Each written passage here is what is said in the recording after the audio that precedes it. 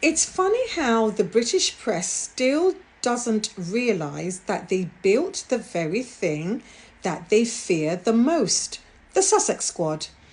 The Sussex Squad is a global community that they tried to mock and shame into silence, but accidentally forged into an organized force. It didn't start as a fandom, it didn't start as a PR movement, it wasn't a celebrity obsessed bubble. It actually started with injustice and strangers recognizing a pattern that they'd seen before. Because when Meghan entered the royal space, the press thought that they could just break her quietly the way they did with the other women before her. They thought people would swallow the daily smears, the dog whistles, the obsession with policing her every move. They thought the public would absorb the narrative without questioning it. But what they did was underestimate one thing. People remember. People recognize propaganda when they've seen it before. Some were Princess Diana's supporters who saw the same fingerprints. Exactly, like me. The same tactics, the same cruelty, the same psychological warfare disguised as reporting or criticism. They weren't going to watch another woman be hunted into silence. Yeah, and we weren't going to stand for it. I mean, some had followed Meghan from her tea days because, after all, Meghan had her 3 million strong community that was built on empowerment, wellness, activism, and connection.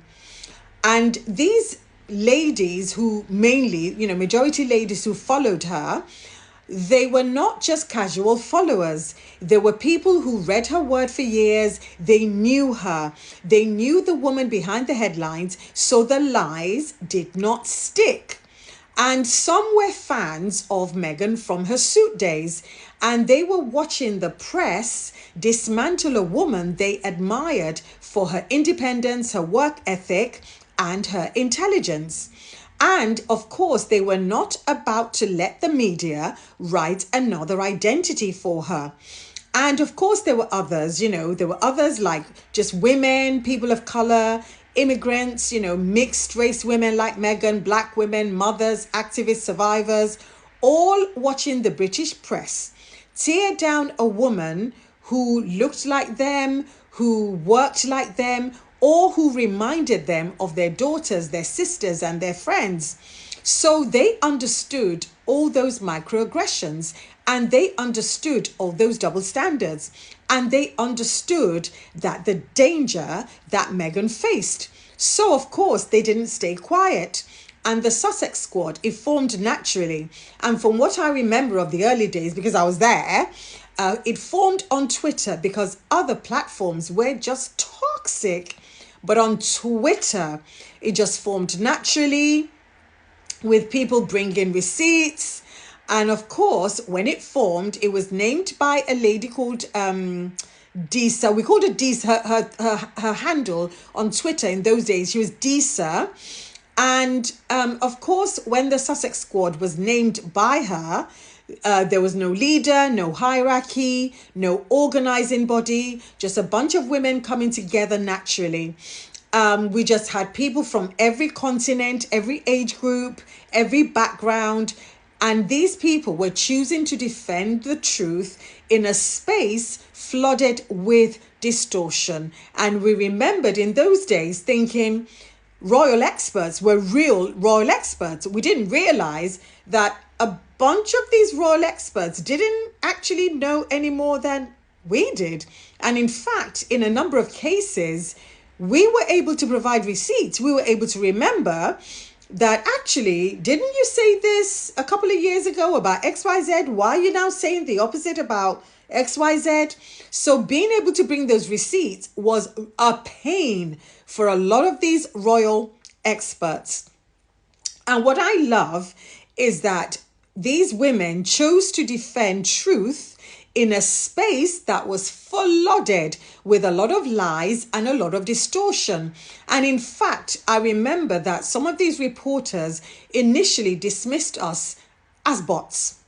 And they even called Barack Obama, who was connected to Meghan, a bot. But I digress. So the Sussex Squad does what the British press hate the most. They bring receipts, actual proof, full context, side by side comparisons, and they undo a false story in minutes, something that used to take decades. So imagine there was a recent one where the other brother was crying crocodile tears, pretending to have heard a story for the first time. Within minutes, the Sussex Squad brought a receipt that actually he'd heard the story before in 2017. How about that? So things like that, imagine in the Diana days that I remember so well, things like that used to take years, because going to the library, having to search, having to remember who wrote it, blah, blah, blah. Now, click of a button on the internet and you can see the receipts. And the one thing I love about the Sussex Squad is that the press can't bully them because they've tried. They've been, they've coordinated, the press have coordinated lots of smear campaigns, lots of mockery, lots of trolling, attempts to frame as bots or foreign agents, and even targeted harassment. But you can't intimidate a group that has no single target, because it's like a relay race. Even if one leaves the race, another takes over the baton, and on and on and on it goes. And you can't break a community that's formed out of moral outrage.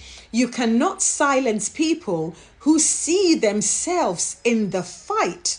And the irony is that if the press had just left Meghan alone, if they had treated her with basic kindness and fairness, the Sussex Squad would not have existed to such a scale.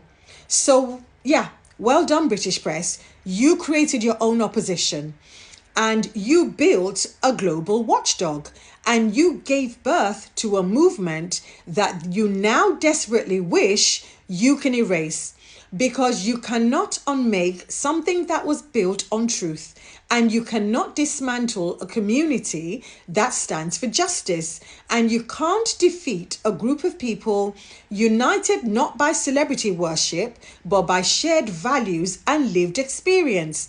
So well done, British press, for creating the Sussex Squad, and now you have to live with the consequences. My name's Elizabeth. I'm the author of the Luxpreneur, and for more insights like these, please like, share, comment, and follow me.